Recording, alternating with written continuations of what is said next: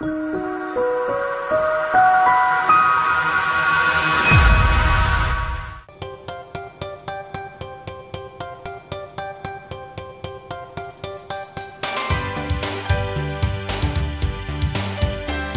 want to welcome everyone here this morning on this week. We are soon to have the vernal equinox. Yay, at last.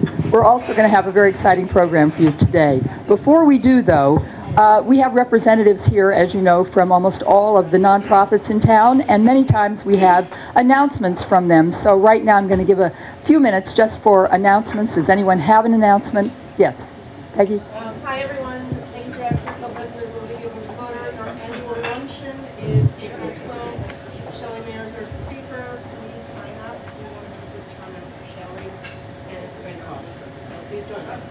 Anyone else? Yes? Here, Fran. Seneca Village of Larchmont. I just wanted to remind those of you who are residents of the village that today is election day, and your vote really counts. Thank you so much. Anybody else? Sarah? Hi, I'm Sarah Cronin from the STEM Alliance of Larchmont, Mamaroneck. I want to let you know about an art exhibit that's happening at One River School, which is across from Foley's. And the school, art exhibit is to benefit the co-op summer program that's run here and has been run for over 40 years to benefit the underprivileged kids. I put some materials in front of you so you can read more about it and look up more about it. And they're looking for financial support for that, too, I want to mention. Yes. Morning, everybody. Matt Sullivan, LMC-TV. Just wanted to let everyone know that LMC-TV is launching a strategic plan, so you can expect to get a bunch of emails from us. We'd love to have your input. We're doing an online survey, and your input is essential to making sure that we're doing our job as best as we can. Also, a quick plug for our news show as we're talking about news today. The local live, watch us at 7:30 on Thursdays. Thank you very much. You also can call in for meetings or news that you've missed, and they will play it for you, and you can stream it, correct? And okay. Thank you to our cameraman, Sean right. Kelly. Right. Thank you, Sean. Okay. Anyone else? Yes. Hi, Karen Berger from United Methodist Church in Mamaroneck. I just wanted to mention that the Mamaroneck clergy are doing Lenten ecumenical services. Tonight is one of them. It's at St. Vito's with Reverend James Taylor from First Baptist preaching. You're all welcome, and there's lots of food and beverages afterward. Also, the Sound Shore St. Patrick's Day Parade Committee is continuing to fundraise for 2 scholarships. So next Monday at Sedona, if you get the $6 steak, they contribute a couple dollars toward the scholarships. Thank you. Anyone else? Then I'm going to hand the program. Oh, no, we have tidbits. Sorry. Jeff, what's the matter with me?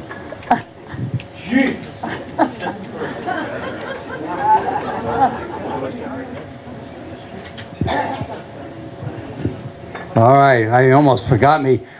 Listen, it's a pop quiz this morning, so take out your blue books. So these are kind of quizzes about our local communities and see how much you know. And some are fun, some are serious. How many bowling alleys have we had in our community? Doctor? How many? 2. 3 is the answer. Where were they? Jane Eny. I should exclude Jane from these quizzes. Loyal Inn, where there used to be Loyal Inn and it burned, and a bowling alley was there, where Staples is now. And Jane, where's another one? The one where the parking lot across from the Mamaroneck Village Hall. Correct. Where the double-decking parking lot in Mamaroneck and behind there. And then there was one on Palmer. There was a second-story bowling alley above the ice cream store on the corner of Palmer and West. It was called Grasso's. Our communities are bookended by 2 nice pieces of water. What are they? One is at the border of New Rochelle and one is at the border of the city of Rye. Nobody knows? They are 2 mill ponds. Premium mill pond in New Rochelle, It borders between the town of Mamaroneck and the city of New Rochelle and Van Emmerich Mill Pond. Oh my goodness. Ah, geez. We'll have to repeat our semester. What structure was originally located at the park at the corner of Weaver and Palmer? Jane, don't raise your hand. What? I didn't hear? A chapel. A chapel. How many harbors, this is a trick question, how many harbors are there in our four-part community? 1, 2, 3, or 4? How many vote for 4? It's a trick question. How many vote for 1? How many vote for 2? How many vote for 3? Actually, it's 4. You have Horseshoe Harbor, Larchmont Harbor, and Mamaroneck Harbor is actually 2 harbors. The west basin is called Mamaroneck Harbor, and the east basin is called Rye-Neck Harbor. How many sounds are there? Water. This is a water question, not...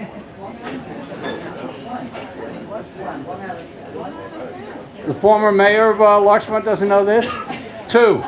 Long Island Sound and Little Harbor Sound. What was the original name of Harbor Island? Hog. Did I hear Hog? Hog is correct. What was the original name of Edgewater Point? Satan's Toe.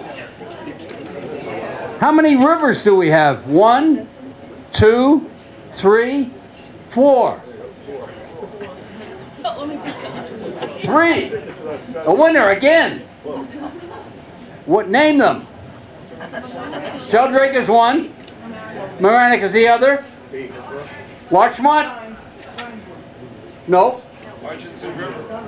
Premium. Yes, it's a river. It's not a creek. It's not a, babbling brook. How many creeks are there? 1, 2, 3, 4. There are 3. East Creek in Flint Park, Otter Creek, where the Nature Conservancy is, and Guyon Creek in Mamaroneck. Here's one. The snow falls and covers the land like God's protecting hand by pulling a snow-white blanket over all the land when winter comes. Who wrote it? Nope. Not Phyllis McGinley. Mary Louise Cox, our poet laureate of Mamaroneck. She wrote it in 7th grade. What was Rookin Glen named after? Mr. Moody, the builder, named it Rookin Glen. Who said? Somebody raise their hand. Yes. The best park in the UK in 2016 is Rookin Glen in Scotland. The town of Mamaroneck has how many acres of park and conservation acres? 23, 46, 78, or 93? How many for 78? How many for 46? How many for 23? How many for 93? 93 is the answer. What was the original name of the Mamaroneck Beach and Yacht Club? Westchester Yacht Club. What was the original name of Hampshire Country Club? Hummocks Country Club. And finally, what is the name of the island in Van Emmerich Mill Pond? Oh, you guys haven't been listening. Byron Island. There you go. And what does it stand for? There, believe it or not. Thank you very much. Thank you, Jeff. No. And now I'm going to hand the program over to Nina Cuddy, who will introduce our speaker.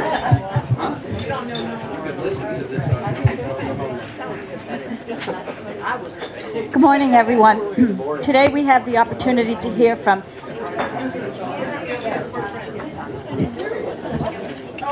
Today we have the opportunity to hear from David McKay Wilson. He was our speaker a couple of years ago, and we really fully enjoyed it. And we reached out to him, and he graciously agreed to come and speak to us. He is the Tax Watch columnist for the Journal News and has been a journalist with them since 1986. Some of his investigative reports have led to some interesting results. For instance, there was an investigation from the Tax Watch column that led to the MTA cell tower being brought down in Tarrytown, correct? Yes. And there was also an investigation of the Irvington School District Technology Department that had some interesting results. So, but I've read his column for a long time, and there's always, it's why we need to have active journalism. It's the stuff that we don't get to hear about, and that's part of the reason we also have asked him to speak a little bit about the dearth of journalism and local coverage in our community, because at this moment, if I'm not mistaken, there is some hostility towards the Gannett paper in terms of a possible takeover. That's correct, isn't it? Oh yeah. Yeah. So we don't really need to lose any more local coverage, and so we are looking forward to hearing what he has to say. Save your questions. I think it'll be a wonderful presentation, and thank you for coming. Sure. I got one here. Thanks. Well, thank you very much. It's great to be here again. It was actually just 2 years ago. I was looking back in my notes, and it was just 2 years ago I was here talking about the financial condition of Westchester County, and that was under the throes of Rob Astorino's no tax increase budgets and all the concerns about that. And I also want to thank you for inviting me here. You know, this area, this neighborhood here was actually the first neighborhood I lived in when I came to Westchester back in 1986. And that's when I returned to the county, returned to the county of my father's birth. He was born in Bronxville. His grandfather, the Reverend Epiphanius Wilson, he was an Episcopal missionary and religion scholar who came to St. Mark's Church in Mount Kisco in 1890, and he was the pastor there from 1890 to 1898. They then moved to Yonkers, and they lived in Yonkers, in the Bronxville section of Yonkers, and that's where my dad was born there. He lived there through the 20s and the 30s. My grandfather, he was a writer as well. He wrote ad copy, and kept a copy of his diary. Wrote a passage every day from 1929 to his death in 1950. And I've been wading my way through these. I got a big box of them that I've been carrying around for all these years, and it's been interesting how some of his some of what he did back in the 30s are kind of intersecting with some of the things that I've been writing about these days. And I'll get to that a little later. Now, I've come to Mamaroneck several times throughout my years here in Westchester. Of course, first to live in Larchmont Acres, where I lived for 3 months before I found a house in Mount Vernon. And it was back in, I remember back in 2015 when a fellow in Larchmont by the name of Rod Reef contacted me. And Rod was on the Citizens Financial Advisory Committee for the school district, and he'd been reviewing the numbers and had seen how things didn't quite add up for him. And like a lot of people, a lot of things like this happening to me, that these people will come to me and say, hey Dave, look, I found this, I read your column, I know that you're interested in public policy. Can you take a look at what was going on here? Because it didn't seem quite right to him. And I dove into the budget. That was back in 2015. And what concerned me when I looked at it was that the school district had, in a year when the pension contributions were supposed to be going down 20%, for some reason in the Mamaroneck School District budget, it was going up 10%. And I raised this question with the school district administration, and 3 hours later they said, oh yeah, there was a $2 million mistake we made in the budget. And they scrambled to redo the budget, and lo and behold, the district ended up cutting $700,000 from the spending plan, and they reduced the tax levy by $400,000 that year because of the problem that I had flagged. So it's and something like that kind of points out the importance of local journalism. I've been at it for 42 years in the field, and I'm still doing it. I love local journalism. I like getting in on the local policy issues. But our industry is really hurting these days. It's remarkable. I see through the span of my career how it has shrunk local journalism. When I was here with Gannett in the 80s and 90s, I think our whole operation probably had 250 journalists, Westchester, Putnam, Rockland County. We had offices, New Rochelle, Yonkers, White Plains, Yorktown, Carmel. It was and you remember that Sunday paper? You get that Sunday paper? That thing was fat. You had a whole section of real estate ads. You had a whole section for the help wanted ads. We had a business section, and oh yeah, those were the heydays. Now I think we're down to about 50 journalists for the whole region. We just went through another round of buyouts and downsizings. Lost 10 people out of what we had left. I was offered the buyout. I could have taken it, but I just still having too much fun. So, plus 1 more year of college tuition to go. So, 1 more year.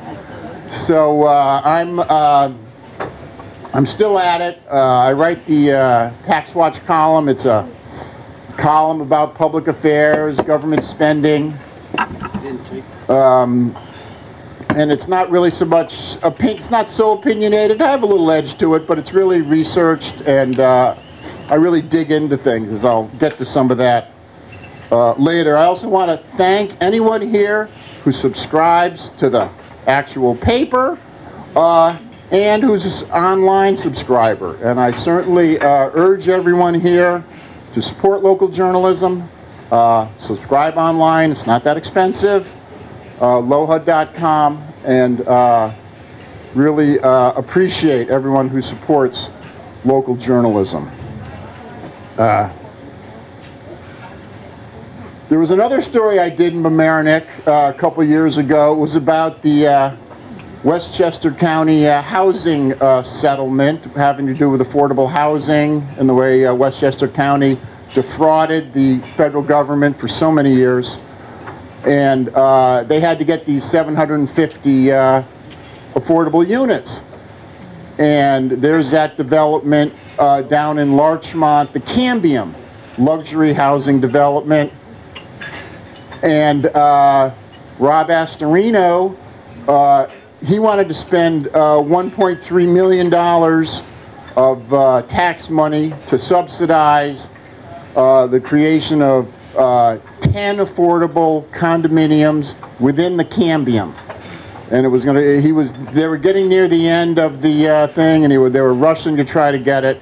And he was going to provide $1.3 million in a subsidy so that they could have these condominiums be affordable.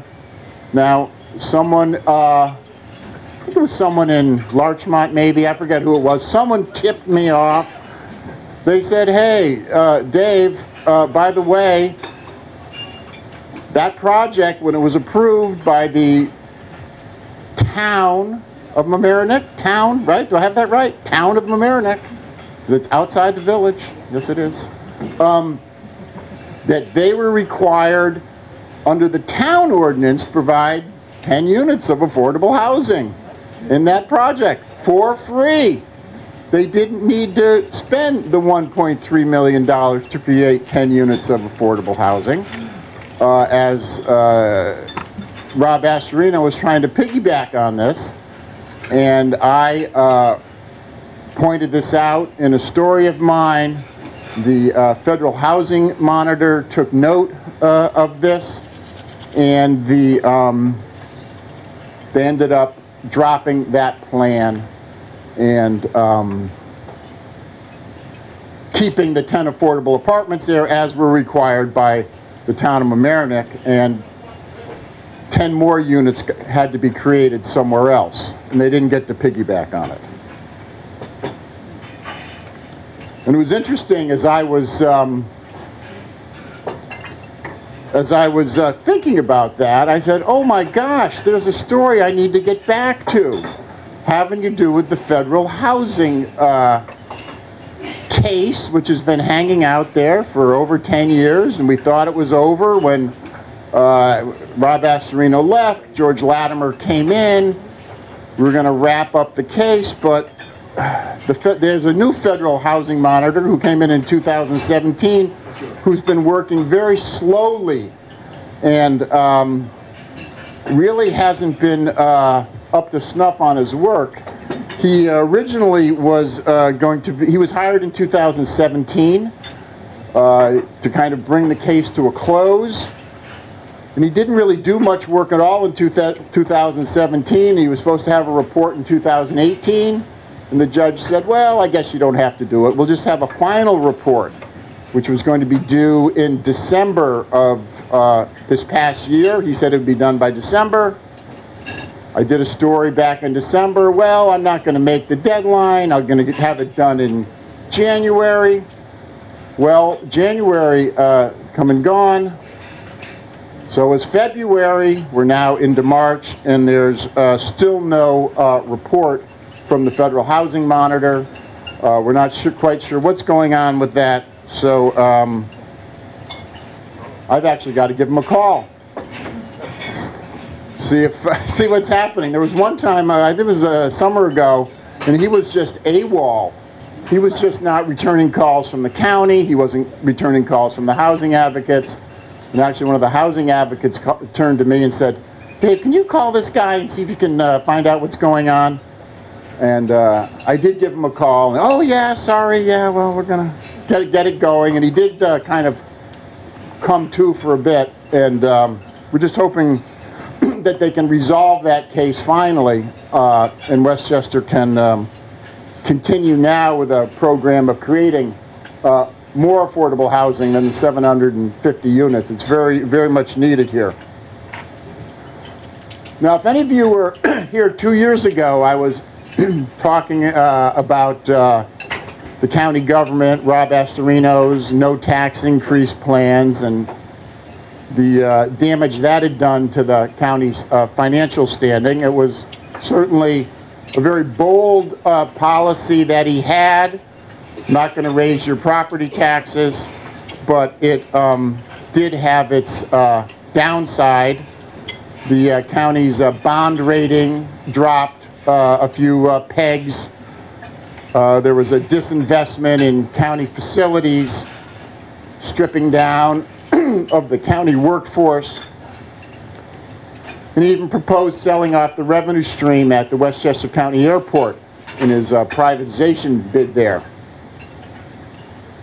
In fact, there's still a proposal out there. Catherine Parker, how are you?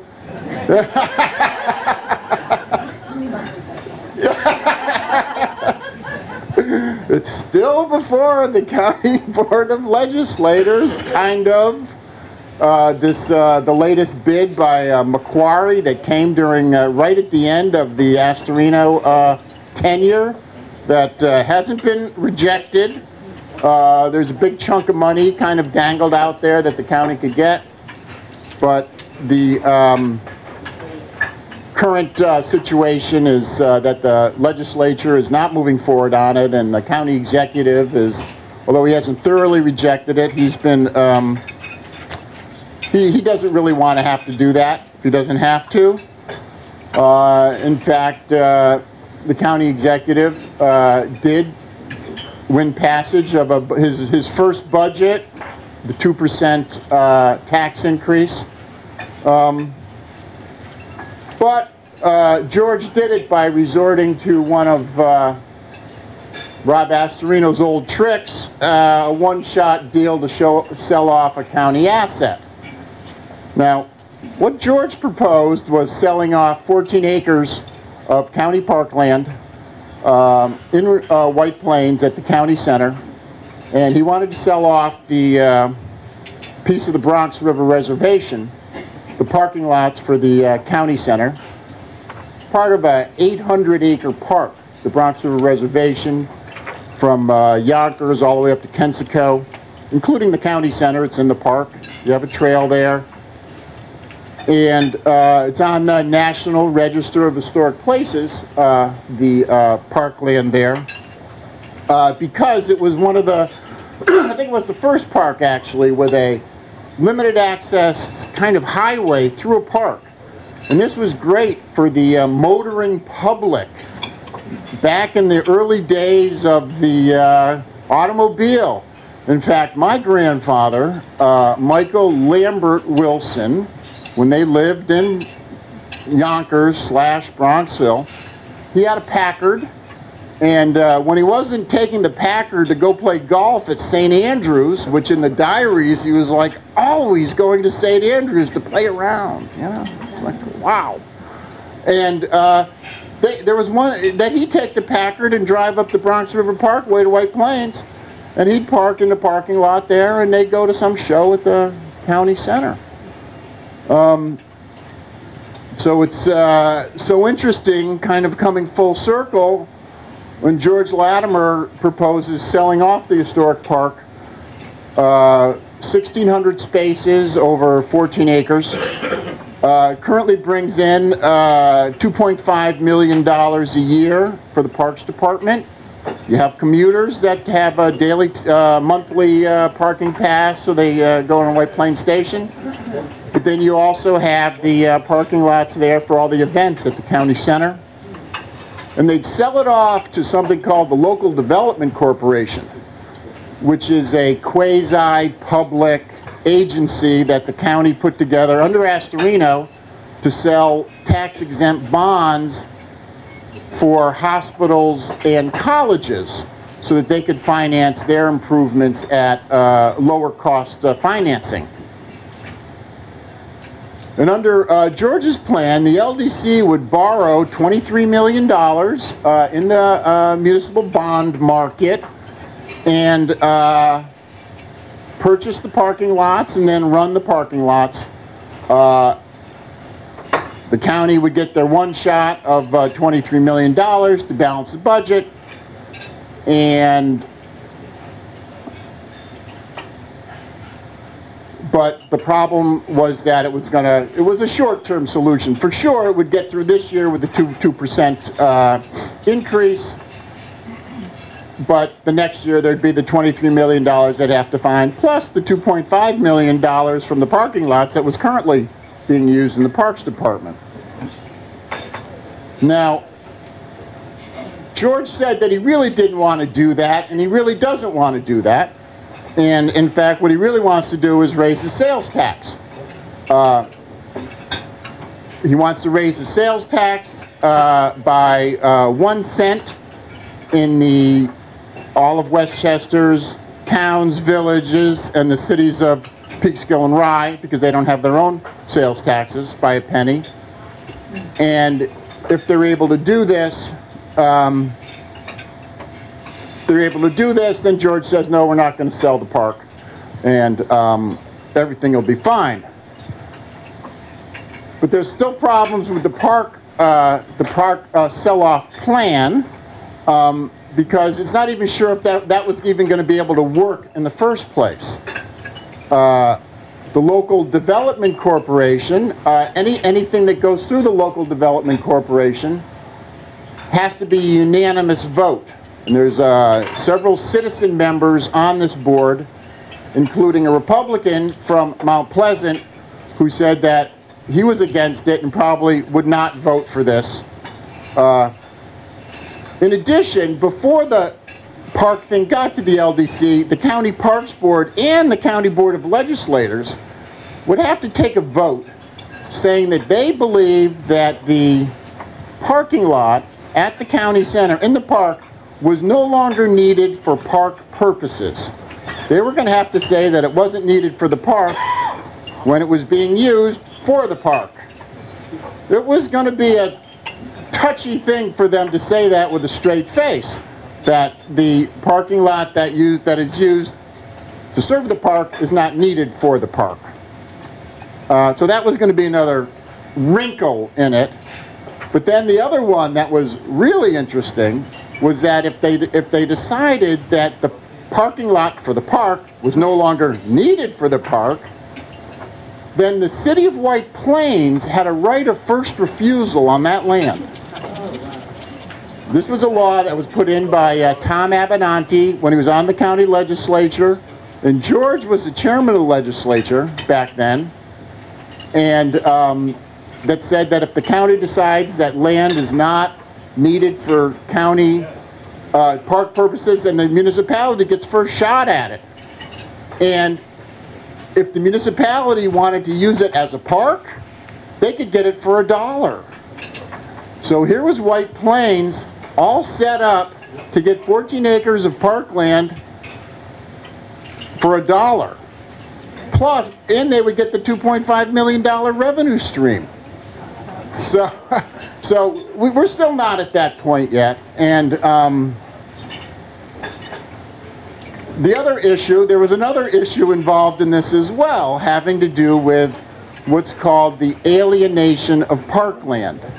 Now, New York has very strict laws regarding parkland. It's held in the public trust by a government. It's in a different kind of category than regular land. And in New York, the basic practice has been that if you're going to alienate parkland, the local government has to decide they want to do it. But then the state legislature, it has to go to Albany, and the state legislature has to agree that it, they have to pass a law to de-designate it as parkland. What became interesting in this discussion, and some of the state legislators, when this was first brought up, they weren't so keen on selling off part of the historic park. But then the Latimer administration came up with this theory that, in fact, Westchester County didn't have to go to the legislature to alienate its parkland. Now, this was a shock to many in the parks community, people who like parks and like the protections that were there. And they were, the county attorney, John Nona, came up with this theory that back in 1961, when Westchester County reorganized its government and the state legislature authorized the reorganization of the government, the way the legislation was written was that Westchester didn't have to follow these practices of going to the state legislature to alienate their parkland, which Westchester County had been doing for more than 50 years. Westchester County didn't know it had these powers, that they didn't need to go to the state legislature to de-designate their... Now, this was going to be good if they ever had to do this, because they wouldn't, George and the legislature wouldn't have to, you know, deal with the state legislature and whatever they may try to, you know, in their politics up there. But this power grab didn't really go over too good with some of the state legislators, including Tom Abenanti, who's now in the state legislature, who was involved in this parkland issue with the right of first refusal, and Amy Paulin, who I first met back in the 90s in Westchester when I was covering the county legislature, and she was the president of the League of Women Voters. And Amy's always been a big park supporter, and she didn't like the fact that Westchester County was taking this position regarding the parkland. Neither did the people in the Bronx River Reservation Conservancy, which reminded me that when they got the land on the National Register for Historic Places, that the parking lot was very much a part of the whole deal there, and they didn't want it to be sold off. That brings us to kind of the current situation now with the sales tax. It's interesting how the sales tax and the parkland are still tied together here. Because here we are now with the county trying to get this sales tax through, and we're in a very crucial period now to see if this is going to happen. Now, the sales tax, I actually think, is a good idea, raising the sales tax. It's going to bring in a recurring stream of revenue for the county and for the municipalities and their school districts. And it's really going to be a property tax relief. Now, the sales tax is going up, but it's going to provide property tax relief, which I think is important in Westchester for everyone who pays property taxes, and it's a crushing burden for many here. What the with the sales tax in Westchester, in the towns and villages and cities of Peekskill and Rye, on this 1% increase, the county's going to share it as it did the last time. It's going to keep 70% of the $140 million a year. 20% goes to the municipal governments in those municipalities, 10% to the school districts. Now, in the village of Mamaroneck, for example, it's $1 million. That would be coming to the village of Mamaroneck and really help the village government, and could really help with your village taxes. $300,000 for the village of Larchmont.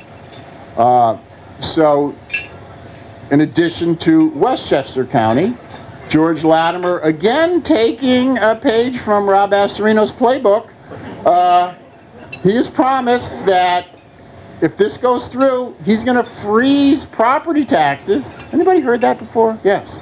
Freeze property taxes for 2 years, the county taxes, because he's going to have enough money coming in from the sales tax. He's also going to try to build up the county's financial reserves, which have been depleted over those years when the county legislature passed the county budget with the privatization money from the airport privatization in it. They did that for 2 years in a row, counting on this $20 million. They did that 2 years in a row. And they never did the privatization, so the county had to dip into its reserves in both of those years to backfill what they did. So the reserves, and that's part of the reason the bond rating has gone down, is because the reserves have been depleted by these, not exactly, you know, by not getting the revenues that they needed. The sales tax is going to help that, and now they're trying to make the sales tax part of the state budget coming through. They're tying it to the state budget. Now the state budget is due to be approved by April 1st. Now that's coming up next week, and we got a bit of an intrigue going on here that I'll clue you in on this. It's kind of inside baseball, but I think it's interesting that the Assembly they have two bills. They've got a bill for the sales tax going up 1%, and the Senate has a bill, same bill, okay, that's good. The Assembly has a second bill, which is to remove this part of the administrative code that George Latimer's administration is claiming gives them the right to sell off the parkland without state legislative approval. And this second bill would repeal that part of the county code. Okay? And because they want to, they want to take this, they don't want to give up their power. Come on, they think that they need this extra protection. And actually, from what I hear, George Latimer is actually saying that, yeah, okay, that's all right with me, because the bottom line is that George wants a sales tax, and if and they have to give up this power, which is questionable whether they have it in the first place. He's okay with that. But here's where it gets interesting. As you know, in the state of New York, when they do the state budget, a lot of the work is done by what they used to call 3 men in a room. 3 men in a room. The head of the president, the majority leader of the Senate, Speaker of the Assembly, and the governor. 3 men in a room. Now, one of the men in the room this year is Andrea Stewart Cousins. Okay? Two of the 3, interestingly, are from Westchester in these budget discussions. Andrew Cuomo, Chappaqua. Andrea Stewart Cousins, Yonkers. 2 out of 3 are Westchester. Now, the governor has been traveling around Westchester, proclaiming his, savior of the taxpayer, fighting the federal government on the deductibility of state and local taxes, misspeaking many times on the issue, as I've pointed out. He doesn't seem to get his percentages right. And it bugs me when he says that he's going to lower the income tax for people earning up to $150,000 to 5.5% this year, and he's not going to do that. It's only going down to 6.2%. So, but Andrea Stewart Cousins has also said that she doesn't want to be part of raising taxes, and so it's a little unclear how that's going to go. And the Senate doesn't have the Parkland companion bill that the Assembly people say that they'd be interested in having with it. So that's all going to be playing out in the next week or so. And I'm going to be on vacation next week, so I won't be there for all of the final things, but I'm sure it's going to, I have a feeling it's going to work out. I have a feeling it's going to work out. Now, it's so interesting with Andrea Stewart Cousins and how she has really risen to the heights of power in New York State. I knew Andrea from her first race for county legislature back in the 90s, when I actually wrote a few stories on it, when she was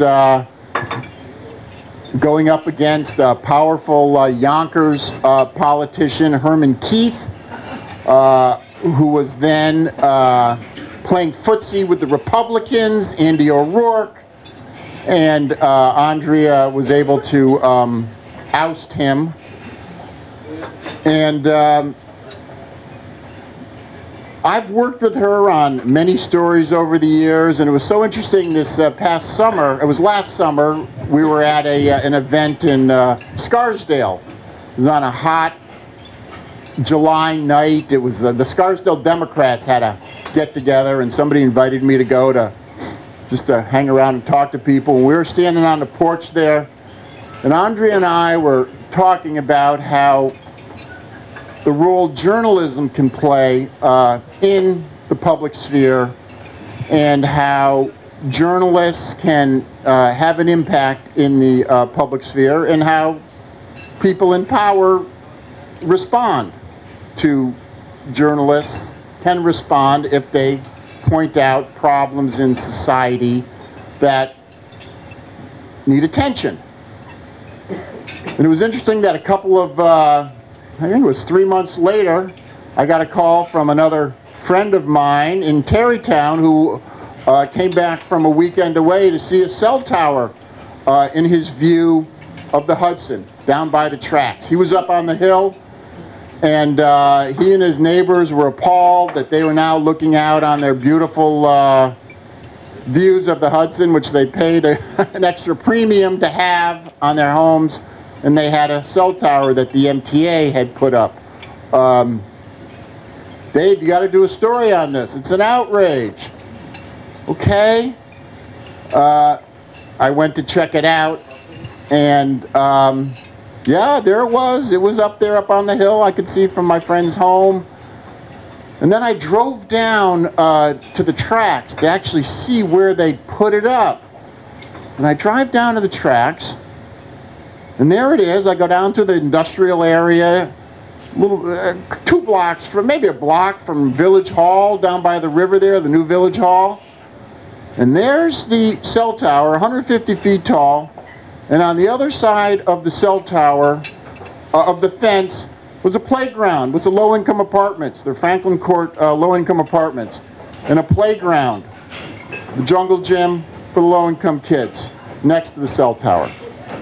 Now, the MTA was exempt from zoning.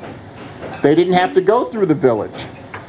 And the village had not put up a stink about them putting a cell tower right next to the playground for the kids in the projects. No one had really raised an issue about this. And I'd done research about cell towers, and I knew this, and the village had protested about the view, and they were destroying the historic view and all this, and that didn't seem to get much traction. But I decided, well, geez, if they're exempt from zoning, what exactly were they exempt from? Well, it turns out the zoning in Terrytown said that you can't have any, you can't have a cell tower within the distance of the fall zone of a cell tower. Now, this cell tower was 150 feet high, which meant that it couldn't be within 150 feet, if it was under zoning, 150 feet of a residence or a play field. Meanwhile, you had the playground, which was 30 feet away. So this became kind of the focus of my report on this, and the day the story came out, Andrea Stewart-Cousins and Tom Abenanti, this was in their district, they called for the MTA to take down the cell tower. Now, of course, this didn't happen right away. And there was, MTA said, well, this is our only site we could have. We've looked all over. This was a part of their emergency communications. It was the MTA cops who were putting it together, and this was the only location they could find. I then learned that one of the reasons they put it there was because they could have their own tower, and then they could rent out the spaces to the wireless providers, who couldn't have put a cell tower there because they would have had to gone through zoning. So it was a money-making operation for the MTA, which is cash-strapped. And I did have an off-the-record conversation with my cousin, Polly Trottenberg, who was actually on the MTA board. She's the Transportation Commissioner, New York City. And, yeah, Dave, this and that, well, you know. And it played out, and then I held, sometimes I've held community meetings around my stories. We held a community meeting in Terrytown Village Hall. Andrea Stewart-Cousins and Tom Abenanti were on the panel with the mayor of Terrytown. And they were determined that this was not a good idea. And 38 days after the story first appeared, the MTA announced that they were going to take the tower down. And lo and behold, they did find another place to put their communications apparatus with the state police, on a state police tower, much lower, that no one really, you couldn't really see it. And it became resolved. So that was really quite an experience to have that all happen. Then a couple of months ago, I got a call from someone over in Irvington regarding the school district there, and about the director of technology in the Irvington School District, and she'd been tracking this guy. And this is a guy who was making $158,000 a year as the director of technology. He also had a moonlighting gig with a Google partner, professional development company, and he had it worked out where he would tell the school district that he needed to go to this conference to get continuing education credits. They would pay for him to go to that. They would pay his way. And then he would go, and while he was there, he would work for Google and be paid by Google. And this had been going on for a long time. There was also a question of a payment of $11,000 to him that was not authorized, that I was able to find out. And the day that that story came out, Andrew Stewart Cousins called for an investigation by the state comptroller and law enforcement into this situation. They are now investigating the situation, and I think the crimes of this guy was stealing, I believe, from the school district, and meanwhile the guy's been working at home for 2 months, and the school district won't say what he's doing at home. I use the Freedom of Information law to get a lot of my information. I asked when he was working from home, give me some correspondence so we can find out what he's doing at home. I mean, is he still working with the vendors? This was what his job was. Was he still buying from buying technology? Because my report showed that once he became an administrator, the Google purchases quadrupled. The guy who was working for Google and the Google partner. I get the letter from the, they did have a letter, the superintendent giving him instructions. It was blacked out what his instructions were for his public job. I appealed this. Well, the way this Freedom of Information law works, you have to, there's an appeals officer in each district. Guess who the appeals officer was? The superintendent. So the law says that I had two things in my favor. One, the law says if it's instructions to staff that affects the public, you're entitled to that. Well, he said his instructions to the public employee would not affect the public. Okay? Which was kind of a stretch.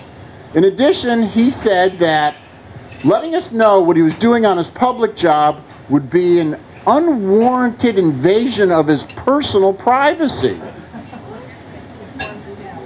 So, still raising question, what was so private about what he told him to do in his public job? To which he was making $12,000 a month at. We still don't know that, and it's been, I think, 7 weeks since that story broke, and the school administration in Irvington still hasn't said a word. And the school administrators that approved all of these travels and knew that what he was doing, they're still working. They're still working. So, to top it off, the school administrator has sued the parent. Okay, this story all evolved because the parent, this active parent, had been tracking this guy. She was in technology herself. She was an active parent, a mom. She was on the committees. She was on some technology. She was critical of what he was doing. And then when she saw that the guy was on social media, the guy was traveling all over, she started to track him on his Instagram and his Twitter. And then she was good. She then she did a Freedom of Information request for the vacation requests of all the administrators. So she didn't like tip her hand. Okay, they didn't. And she got all of his vacation time, and then she matched up when he was off traveling for Google with his vacation time. And lo and behold, he wasn't on vacation when he was working for these people. And he sued her for $6 million while he was still an administrator suing a parent for $6 million for defamation. For defamation. Now, she's not one to sit back. She hired Michael Sussman, who is the one of the preeminent civil rights lawyers in the region here. He did the Yonkers, in his early days, the Yonkers desegregation case was Michael Sussman. And there's movies about the guy. And he takes up the cause of a lot of citizens. I did a story, Michael represented a guy up in the Carmel School District that I wrote about a year or so ago.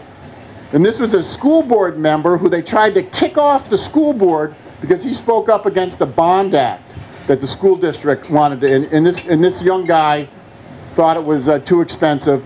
And they took removal a hearing on the school board member because he spoke up against the bond act. So, and Michael Sussman defended him, and they did not remove John Curzio. So, so now the Public Integrity Unit of Tony Scarpino's District Attorney's Office is looking into, is doing a investigation of the Irvington guy, and we'll see where that goes. So anyway, so we have the next week to watch what's happening in Albany with the sales tax. I'm hoping that it goes through. I think it'll be good for Westchester, and I think it'll be good for the governments here, for our public services, and hopefully moderate the property taxes. So, thank you. I thought that was really interesting. What we'd like to do now is afford the audience an opportunity to ask questions. Do we have a second mic here? Yes, we do. Is that, oh, it's working. Yeah, there we go. Thanks. Good morning. Thank you for your presentation. When you talk about your investigative reporting, you had a colleague who was native of Mamaroneck, Phil Reisman, and as a result of him stepping on a lot of toes, he was let go. So how is it that you went unscathed and he lost his position? Well, that was a couple years ago, and there was 2 columnists at the paper, and he was let go. I stayed, so I wasn't involved in any of those decisions. So I don't know why. Whatever. He made more money than me, I think. So. That's why. So. He was really high on that. And oh yeah. No, he was a great journalist, and he's still doing some writing for Westchester Magazine now. I think he's still got a radio show on VOX. He was a great journalist, very funny. Mamaroneck graduate, 72. Oh, he was. Oh, no kidding. Okay. We were talking earlier about the decline of newspapers in covering local issues in this area. And one of the ways that we as citizens can speak out about our feelings about political issues is by letters to the editor. I haven't a clue where there are letters to the editor for the Gannett newspapers anymore. Yeah, that's one of the things. I think we still run some online. It's really sometimes in the Sunday paper, but that's been one of the things that has the whole thing is changing in a way that's discomforting. Yeah, I think we still have them. In some way, people can do guest columns, but it has been in the decline for certain. Yeah. Yeah. Hey, Jerry. Hey. I don't mind raising taxes, but when the money's used properly and it's not being wasted and it's not being stolen. In Yorktown, we have a bridge, and this is what got me going. It's a bridge that's walkway, and it goes over the Taconic State Parkway. I went to college, came back, and the bridge was there. The bridge, I'm serious. I've tried 2 times to find this bridge. I can't find this bridge. And what it comes down to, it's on a Trump property. There was a problem with land that he donated, and what happened was that you can't get on this bridge. And I've never seen anyone on this bridge, and it's crossing the Taconic, and it's probably a big waste of money. Now, recently, they're proposing, Westchester County is proposing, it's already been approved, $8.7 million for renovations and repair of the North County Trailway. I've been on that trailway very frequently, and I spoke to David about it a couple days ago. I walked that trail just last week. I walked it twice. The trailway is not that bad in bad a shape.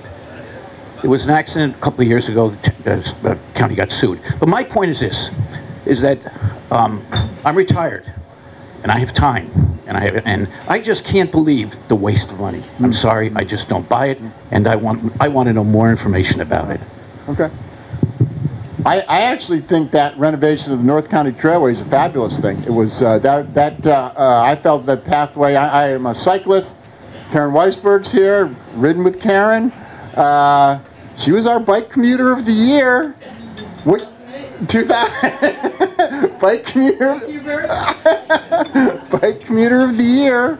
That's when I was president of the bike club, and I think the condition of that trailway was really bad. It hadn't been retouched since it was the macadam was put down over 25 years ago. So I actually think it's a good investment. So. My question has to do with, if you can speak about it, what is the status of the takeover? Who's proposing it? Where does it stand? And how is your newsroom responding to it? The takeover, yes. So this company called Digital First, DFM, Digital First Media, which is a media company tied to a hedge fund that has bought up many newspapers around the country. They've bought, such as the Denver Post, many others. They have over 100 newspapers, and they've bought up these newspapers, and they've kind of hollowed them out. They've made a hostile takeover bid for Gannett. Gannett rejected the bid. They're now attempting to elect a slate of officers in the upcoming shareholder vote to try to get the to take it over that way. We've just been told that what we need to do is come up with good stories and show people why Gannett is committed to local news, is committed to doing investigative stuff. So that's our marching orders, is do the best journalism we can. And I've got a big investigation that's coming out, I think, Wednesday. So it's it's really good.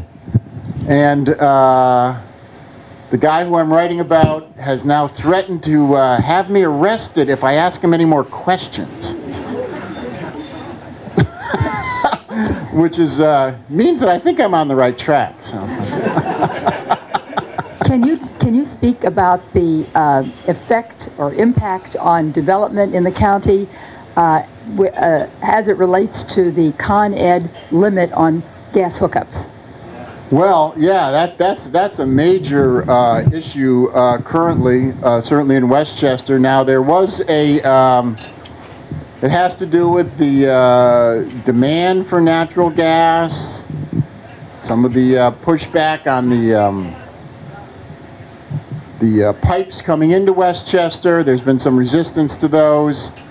Now, there was a story 2 days ago where they said that the state was making available $250 million to help improve it, and that it was going to be okay. They would work it out if the developers could say they had two sources of for their heating, that they couldn't, if they just didn't rely totally on natural gas. So at the peak times, so that they have to have 2 different sources. I don't know. It's all in development now. It is an issue.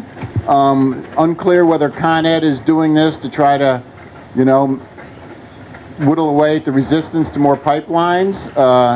Natural gas is a cleaner way to go than oil. Certainly coal. But we also have the you know, the closure of Indian Point and those issues. So there's going to be more demand. There could be more demand for natural gas here. So it's I think it's a problem for Westchester right now, definitely. Could you say a few words about Playland? Playland, yes. Well, the good news the other day was from the Westchester Children's Museum, where they broke ground on an expansion of the Children's Museum, which I think is a fabulous facility there on the boardwalk.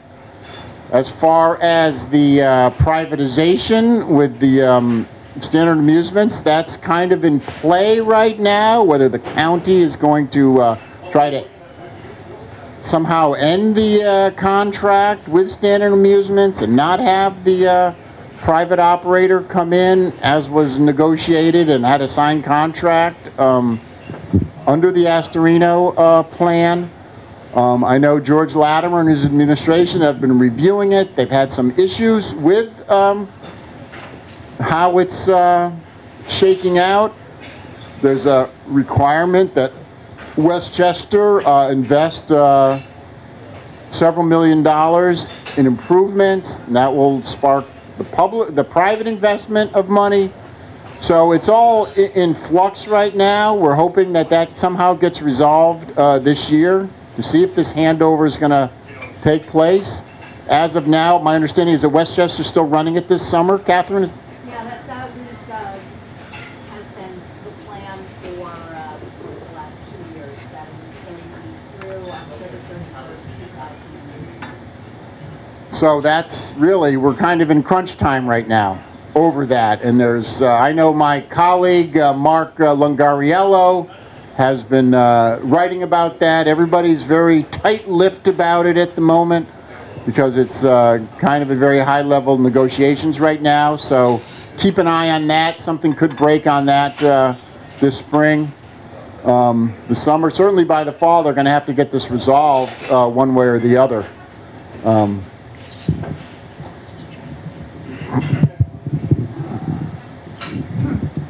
Yes, I'd like to ask you about your job. Do you get your own leads? Do you come up with your own story ideas, like the Friday story you had on Hunter Mountain? Did you just take off the day and say, I'm going skiing, I'm writing a story? No, that was very interesting because I am a skier, and I actually do some ski writing, travel writing, skiing it's on my freelance business. In fact, next week I'm going out to Lake Tahoe to ski at Heavenly and Kirkwood and Squaw Valley. No, I'm not going to ski Squaw, but Heavenly. We're on South Tahoe, and I'm writing about that, and it's always fun to write about skiing. But I don't write about it on my job. But they had these 3 deaths at Hunter Mountain over the past 7 weeks on these new trails that they put in. I actually used to ski at Hunter, had a pass there for a couple of years back in the 80s. And they said, Dave, we want you to go up to Hunter Mountain and write about the deaths and whatever you think about. So that was an assignment from my editor, and because that's not really within my realm. It wasn't in the tax watch realm. But it was fun because I got to go up there and write about skiing, which I love, and about the importance of skiing safely and the risks of skiing really fast, which a lot of people do. Plus, the thing that really shocked me at Hunter Mountain, there were guys getting on the ski lift drinking beers. You know, they had beers in their hands, walking past the attendants, guzzling them on the ski lift, and then tossing them. There were hundreds of beer cans underneath the lifts. So I'm like, really? And then I wrote this in the story that my friend who's who's got a place up there, oh, that's what they do everywhere, Dave. Come on. I don't think so. I don't think so. They really don't. But, any other questions? Oh, got one.